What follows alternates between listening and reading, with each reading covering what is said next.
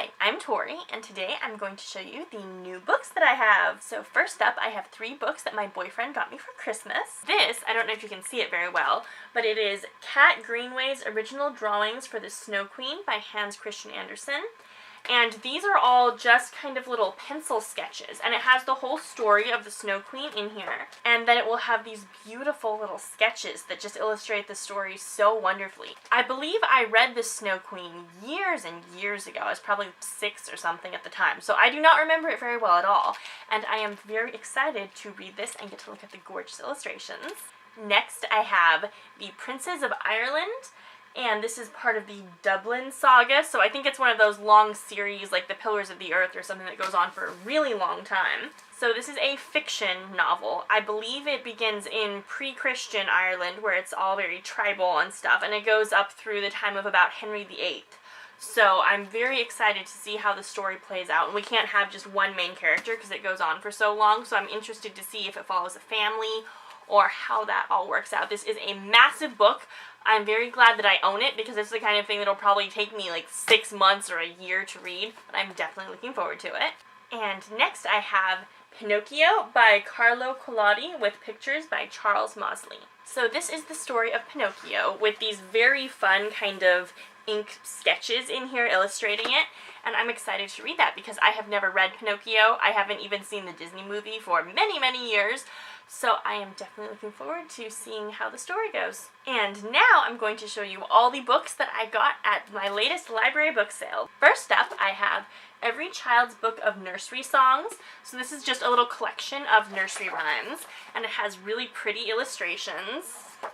And then it also has the music to go with the nursery rhymes, so I could attempt to plunk them out on the piano. Then this is the Vogue Sewing Book. It has a copyright date of 1975, and it has just all kinds of information about sewing, different hand stitches, different information about fitting patterns. It has charts that talk about different kinds of fibers. And then my favorite feature is this kind of little glossary that talks about all different fabric terms. So it's alphabetical. You can just kind of look stuff up and see what all different words mean that describe fabrics and fibers and sewing methods and all kinds of really useful stuff. So I am definitely going to use this as a reference when I work on sewing projects. Next, I have Mog the Forgetful Cat. This is just a little children's book from the early 70s, and it is about a cat, so of course I had to get it, and it just has all these darling little illustrations. They are so late 60s, early 70s. I love it so much, and it looks like this is a very mischievous cat, and that all of my cats will be able to relate to it very much. So I am definitely looking forward to reading this and reading it to my cats, probably. Then I have this massive set of the Gourmet Cookbook, volumes 1 and 2, and I believe it's from like the Gourmet magazine or something. These books are from the 70s, which is, I hope, late enough. When I cook, especially when I bake, I really prefer cookbooks that were written kind of like maybe early 70s or before, because I just like the baking recipes better, and older cookbooks, like the 50s is like my favorite spot in there.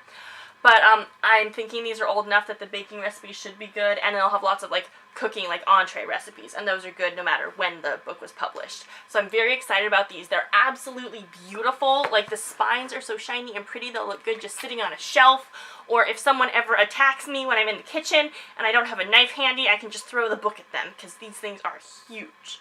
Next, I have this cute tiny little book. It's called Live, Learn, and Pass It On. People ages 5 to 95 share what they've discovered about life, love, and other good stuff. And it's just really cute little one-sentence quotes that people are sharing different little bits of wisdom. So I'm excited to flip through that. Then I have a little paperback copy of A Breath of Snow and Ashes by Diana Gabaldon. This is part of the Outlander series. I'm listening to the books as audiobooks. I have not gotten to this one yet, and it's nice whenever I'm reading an audiobook, if I can get a really cheap copy of the physical book, it's nice to be able to look stuff up and flip through it. And these books take me much too long to read to check something out from the library, so it's good to have this little paperback copy, and little, you know, relative to the size of the massive trade paperbacks, but still, it's a nice little reference, plus it's shiny. Then I have Hocus Pocus, the all-new sequel. I don't have a lot of confidence that this will be an amazing book, because generally books based on movies or TV shows tend not to be great. They just don't tend to put a whole lot of effort into the writing. But, you know, they could. Like, Disney is getting, this is from Disney, and they've been, like, you know, they have, like, their own publishing company, and they could have actually put effort into this and made it good. Plus, it's so pretty. You can see all the witches' hairstyles there. It's got the pretty purple inside cover, and kind of fun little illustrations in some pages. And so I'm going to give it a chance and see if it's like a fun Halloween book to read. Then I have Bobby Faye's Very, Very, Very, Very Bad Day, and Bobby Faye's kind of, sort of, not exactly Family Jewels. And these look like fun little books. I don't know anything about them, but the titles sounded awesome. And I did check, and these are the first and second books in the series. So I know I will be starting at the beginning. Next, I have Someday, Someday Maybe. This is written by Lauren Graham, the star of Gilmore Girls. She played Lorelai, and it is a fiction novel, and I loved Gilmore Girls. I loved her acting. I thought she was great. I know a lot of, like, the dialogue was from Amy Sherman Palladino, but I'm still very interested to see what Lauren Graham wrote. Next, I have a book that I bought for the pretty cover. This is The Celtic Way of Seeing, Meditations on the Irish Spirit Wheel. And just look how pretty that little Irish wheel thing is. I thought it was so gorgeous. I have no idea what this book is about, but it's pretty. Then I have No Touch Monkey and Other Travel Lessons Learned Too Late. So this sounds like the kind of wacky adventures of a woman traveling to exotic places. I don't know if it's fiction or nonfiction, but I did get the feeling that the author has traveled. So it should be very entertaining and a very fun way to feel like I'm traveling. Then this sounded awesome. It is The Care and Feeding of Books Old and New, a simple repair manual for book lovers. So it talks all about the proper ways to store books and how to clean them, and it's a lot of information. Like, I feel like I'm not quite sure how you could fill a whole book with that, but I'm interested to see. Plus, it had a pretty cover. Next, I was very excited to find Lady Midnight by Cassandra Clare. This is book 1 in the Dark Artifices series, and I've read Cassandra Clare's Mortal Instruments and Infernal Devices series, and this also takes place in the same universe as both of those. And what I try to do is not start one of her series until all of the books are out, and I believe the third book in this series either just came out or will be out shortly, which means it's time for me to start collecting the books so that I can read them all. Because once I pick up one of Cassandra Clare's books, I will want to read the entire series without taking a breath. So I carefully assemble all of my books and then just go for reading it. And I thought I would have to buy this used on Amazon, but I got it at my book sale for $2, and I was so excited. Then this is the Ball Blue Book of Preserving. So Ball is a company that makes canning jars. And so this starts with all kinds of different information about canning techniques and like how full you should fill a jar and all kinds of really great information. And then it has lots of recipes for canned goods. And I have been trying to teach myself how to can, so I was very excited to get this very informative yet still nice and short little book. Then I have I Remembered You, a nostalgia look at yesterday from the 20s to the 50s. And so this just has kind of little bits of like pop culture trivia and like things that happened in the world between the 20s and the 50s. So I thought that would be interesting to explore. Then I have The First Book of Stones.